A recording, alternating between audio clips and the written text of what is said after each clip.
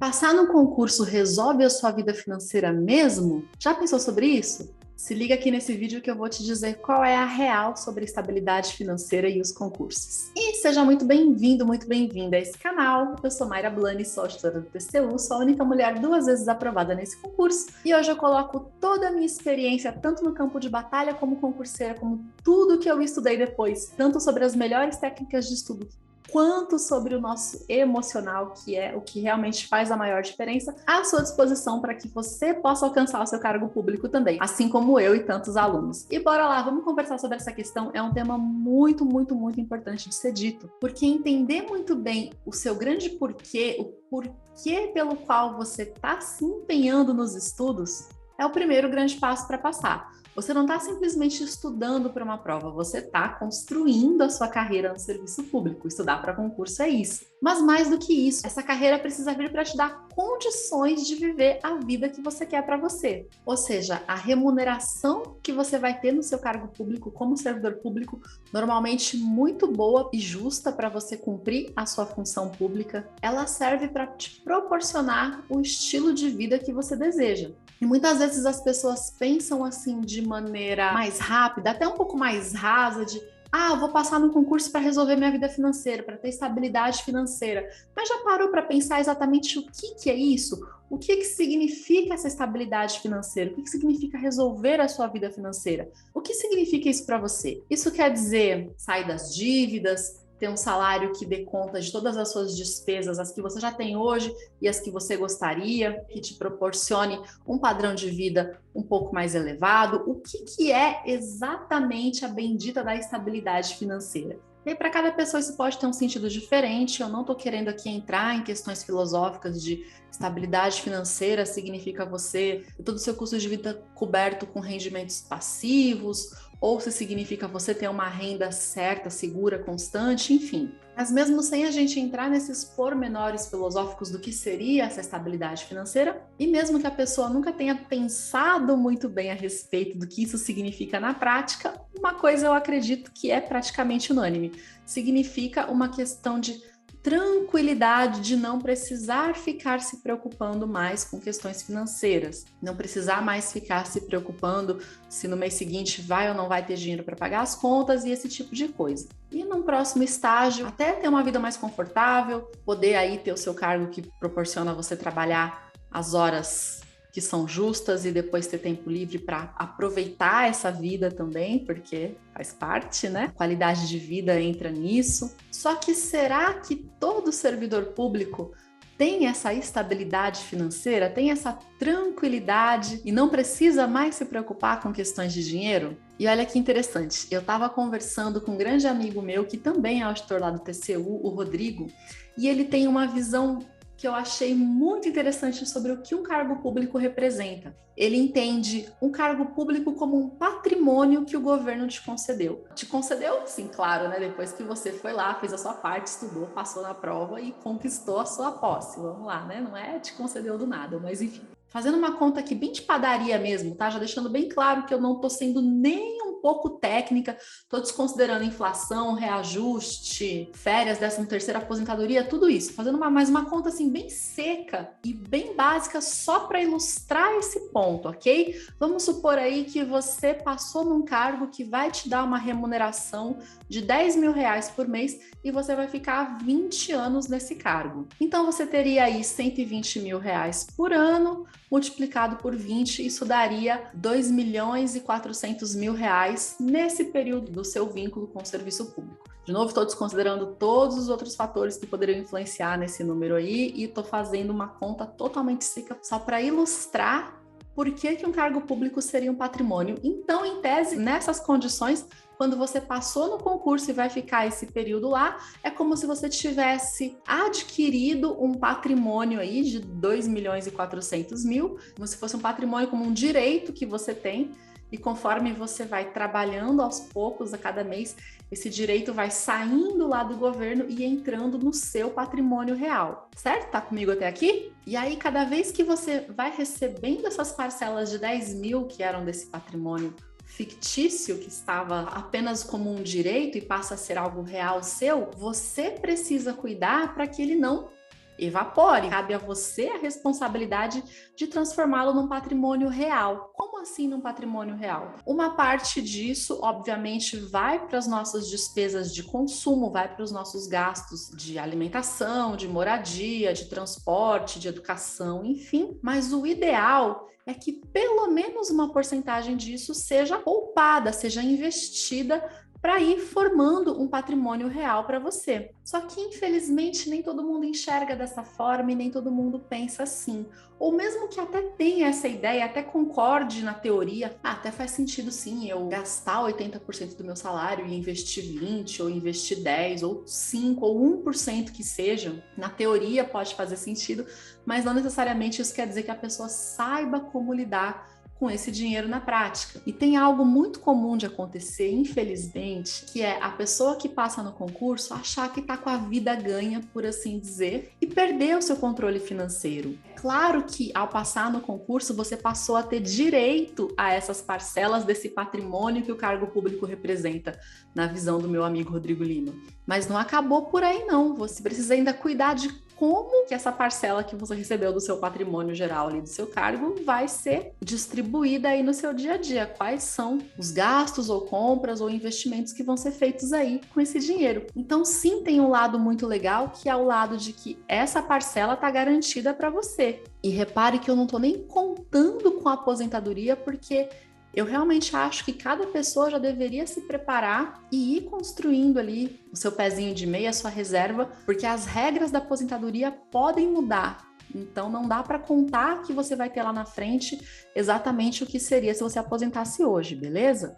Então essa segurança, essa estabilidade que se adquire quando você passa no concurso de que todo mês o seu salário está lá, que por um lado é muito boa, é maravilhosa, é excelente, isso te proporciona sim um conforto até psicológico, né, até emocional, dessa garantia da sua remuneração. Tem esse lado de positivo, mas por outro lado ela pode vir também com a falsa sensação de que eu não preciso cuidar desse dinheiro e eu posso fazer o que eu quiser com ele, porque afinal de contas no mês que vem tem mais. E para ajudar o servidor público, até por conta mesmo dessa garantia do recebimento do seu salário, ele tem muito crédito e as instituições financeiras sabem disso. Vou te dar um exemplo só para você ter uma ideia. Eu mudei para Brasília para estudar para o TCU. Isso foi há bastante tempo. Hoje você não precisa mais fazer isso porque tem muitos materiais bons online. Então eu fiquei muito tempo morando aqui, mas desempregada, só estudando. E nesse tempo eu tinha lá minha linha telefônica e era assim, não tocava por nada nesse mundo, só tocava quando a minha mãe não conseguia falar comigo no celular e ela ligava no fixo, mas era só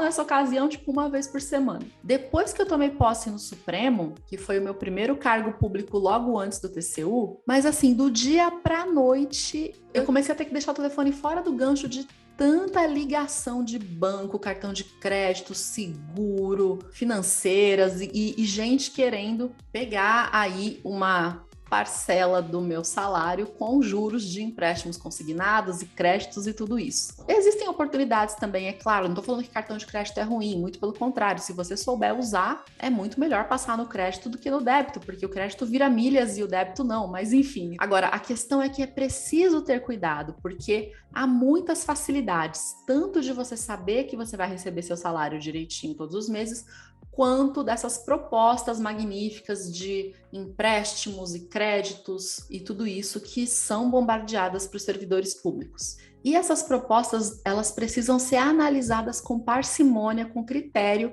e com base em princípios de organização financeira, para saber se aquilo vai fazer sentido real para você ou se vai só te endividar e te fazer pagar mais juros que talvez você nem precisasse naquele momento. O brasileiro, de maneira geral, já é um povo que não tem tanto um histórico, uma cultura de educação financeira. Quando você junta isso com a garantia do salário e a oferta de crédito facilitado, como acontece no serviço público, há uma tendência muito grande da pessoa se descontrolar nos seus gastos ou de não se importar com isso. E quando vai ver, ela está gastando mais do que ganha. E aí não tem salário nem estabilidade que dê jeito, né? E algo que às vezes ela foi buscar no serviço público, que é a tranquilidade financeira e não ter mais que se preocupar com questões de dinheiro, ela pode acabar aí aí tendo mais problemas em relação a isso, pagando diversos juros de empréstimo consignado, o que infelizmente é um cenário muito comum. No próprio TCU, inclusive, o TCU tem até um programa de orientação financeira para os servidores que se chama Prospere.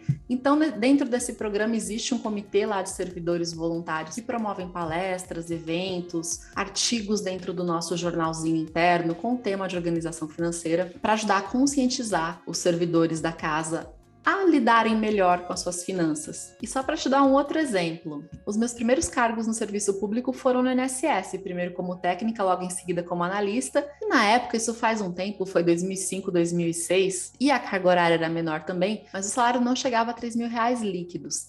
E o meu ex-noivo, nessa época, já era servidor de um órgão maior, já tinha o seu salário de 5 dígitos aí, e eu tinha mais dinheiro investido do que ele, mesmo ganhando 3 vezes menos. Mas eu vim de uma casa em que educação financeira era um tema recorrente, né? Meus pais conversaram sobre isso comigo, me deram esse senso dessa importância de cuidar bem do nosso dinheiro, de saber onde que a gente está aplicando. Então, até para a nossa administração financeira, até para usufruir do nosso dinheiro, é preciso aprender o equilíbrio. Como seres humanos, a gente tem tendência de fazer as coisas de forma polarizada. Já falei sobre isso aqui quando eu falo para vocês da questão dos estudos, do equilíbrio, da cultura do sofrimento, que não é ou eu estudo a cada minuto que eu tenho e não descanso nunca, ou então, eu só levo na flauta e estudo a hora que eu tiver afim. Não é nenhum desses dois extremos, é o processo com equilíbrio possível e sustentável. Da mesma maneira, a gente precisa olhar para as nossas finanças. Não é o, dane-se, no mês que vem tem mais na conta, eu vou gastar mesmo. E também não é o, nossa, vou segurar tudo aqui, vou poupar cada centavo, não vou gastar nada que não seja estritamente necessário. Aprender o caminho do meio, o caminho do equilíbrio para tudo nessa vida é bem desafiador, mas é essencial para que a gente consiga viver bem. E dessa forma a gente precisa pensar sobre como a gente lida com a nossa remuneração, porque é comum pessoas acharem que eu tenho problema de dinheiro, problema financeiro, porque eu não ganho muito. Se eu arrumar uma situação em que eu ganhe mais, esses problemas vão acabar. E se isso fosse verdade, a gente não teria servidores dos cargos que a gente chama de alto escalão, dos cargos que pagam uma remuneração maior, às vezes acima até de 30 mil, como é o caso do TCU, da Câmara, do Senado, passando por questões financeiras, tendo aí dificuldade de quitar os juros dos seus empréstimos, às vezes aumentando ainda mais as suas dívidas. Então é óbvio que aumentar a remuneração, aumentar o quanto de dinheiro que entra por mês, é um passo a favor no sentido da tranquilidade financeira, da estabilidade financeira, mas é preciso saber minimamente como lidar com esse dinheiro que a gente vai receber. Inclusive, no Passar Sem Pirar, eu coloquei para os meus alunos uma aula bônus sobre educação financeira com a Aline Sopper, que é uma coach amiga minha, especialista em finanças pessoais. E nessa aula ela já ensina os princípios básicos, tanto para a gente já ir administrando melhor o nosso dinheiro antes de ser aprovado, quanto para depois que a remuneração do cargo público chegar, para a gente realmente cuidar direitinho desse patrimônio que o governo está nos concedendo e transformá-lo em patrimônio real na nossa vida e não apenas em gasto. Então essa questão de ter essa certeza que no mês que vem tem mais e gastar tudo, às vezes a pessoa fica no 0 a 0, não sobrou nada para poupar, já é ruim porque ela vai ficar eternamente dependendo, né, de que não aconteça nenhuma mudança nas regras de aposentadoria e se acontecer alguma coisa, ela fica ali sem ter uma reserva, um respaldo. Agora, o pior é que muita gente, mas muita gente mesmo não fica no 0 a 0, fica no negativo, porque como se descontrola, como perde o controle dos seus gastos, ou como nem dá atenção para isso, nem se importa com isso, vai gastando, o crédito é facilitado, vai gastando e gasta mais do que realmente está entrando de dinheiro aqui. E aí, juros e tudo isso, isso pode virar uma bola de neve, pode virar um problema bem sério. E o sonho da estabilidade financeira, da tranquilidade, acaba não se concretizando, mesmo depois da posse. E é claro que tem também toda a questão emocional da coisa, né? Muito relacionada às crenças que cada pessoa tem com o dinheiro, com a relação que a gente viu os nossos pais ou cuidadores, ou quem é que tenha sido responsável por nós, as figuras de autoridade na nossa vida, terem com o dinheiro e nos passaram isso, por exemplo. Tudo isso é um pouco mais profundo, mas é muito comum. Mesmo sem a gente ter consciência, mesmo não estando aqui no nosso nível racional, mesmo estando de forma oculta aqui na nossa mente, inconsciente. É muito comum pessoas que têm crenças de que o dinheiro é negativo, de que é problema, de que é sujo, de que é errado, de que quem tem dinheiro é associado com ganância, com materialismo e com coisas que a nossa sociedade tem como ruins. E isso vão ser travas ocultas a uma vida com uma saúde financeira boa. Ou ela não vai conseguir ganhar esse dinheiro, traduzindo aqui para o nosso universo dos estudos, pode ser que ela não passe no concurso, para não ter que lidar com esses problemas inconscientes que ela tem associados ao dinheiro, ou então ela não vai conseguir juntar esse dinheiro. Mesmo passando, mesmo recebendo a sua remuneração, não vai conseguir lidar com ele de maneira saudável para fazer a sua reserva. E aí, essas alturas do vídeo, você pode estar pensando, poxa, Mayra, então você fez esse vídeo para me dizer que não adianta nada passar no concurso, que não vai resolver minha vida financeira? Não, o ponto não é esse, ok? É claro que receber um bom salário, que vai ser sempre depositado todos os meses na sua conta, pode facilitar e muito a sua vida financeira. Eu só estou trazendo para você aqui o alerta de que não é só isso, ok? Não é simplesmente caiu o dinheiro lá e pronto.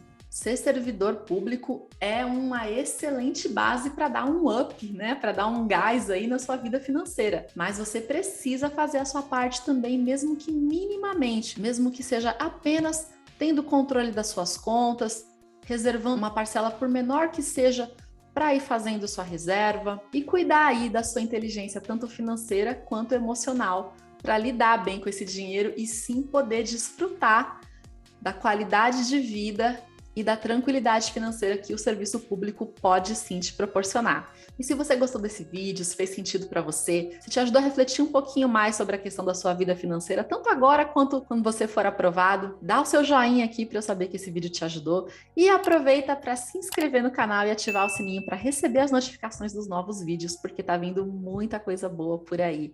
Um grande abraço e eu vejo você no próximo.